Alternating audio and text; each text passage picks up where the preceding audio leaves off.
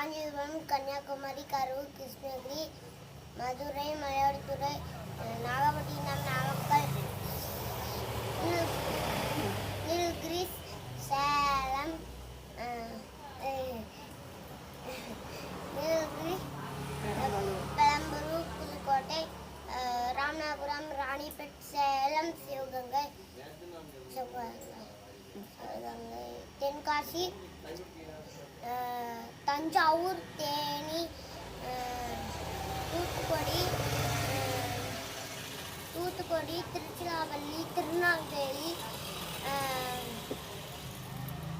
திருப்பூர், அதுக்கப்புறம் என்னன்னா